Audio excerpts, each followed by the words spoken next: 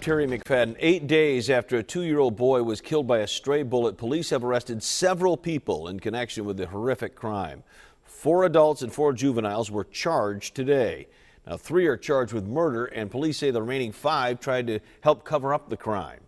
News Center 16's Barbara Harrington has been following this story from the very beginning and joins us now live from the newsroom. And Barbara, it looks like the shooting was pretty much gang-related. Well, that's right, Terry. At least 5 of the men charged identified themselves as members of the East Side or Evil Side gang. Now, the day before this shooting, a 17-year-old member of that gang got into a fistfight with someone from the rival West Side gang.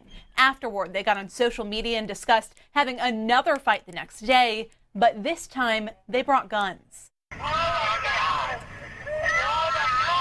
It's a crime that's horrified an entire community. Using guns when you're mad is awful for everyone. Police say on April 9th, several members of the East Side gang went to Coquilliard Park to fight someone from the West Side gang. A 15-year-old came armed with a shotgun. And police say 19-year-olds Robert Griffin and Therese Buchanan fired shots at their rival. None of the bullets hit their target, but instead traveled 3 blocks, killing 2-year-old John Swovlin Jr. People talk about, well, I didn't mean to shoot and kill that person. Don't hold me responsible for that.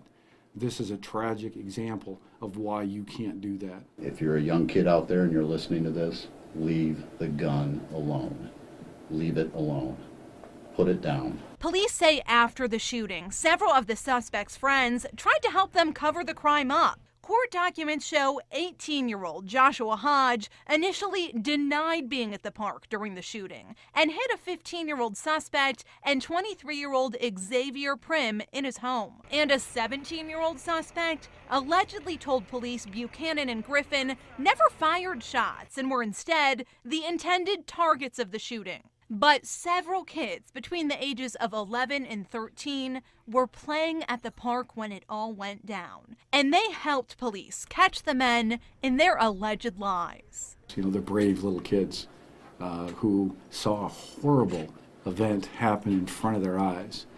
And yet they were willing to come forward and tell us about it. And so I thank their parents and I thank those kids.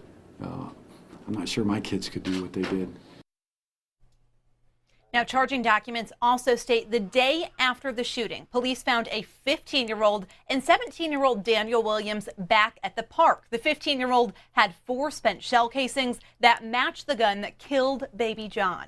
Williams told police that his friend intended to bury those shell casings, and Williams also had admitted that he hid one of the guns used in the shooting. He's being charged as an adult in this case because he was actually carrying a gun when police found him at the park, which is just within 20 feet of Pearly Elementary. The prosecutor's office has also requested that the 3 other juveniles in this case be waived to adult court.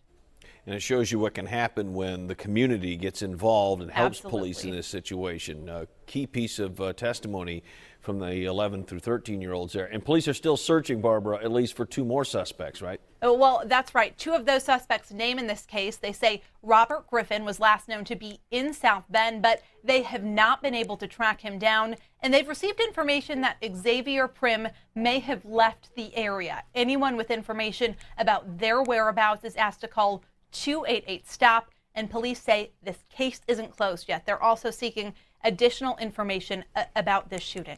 All right, Barbara Harrington reporting live tonight from the newsroom. Barbara, thanks.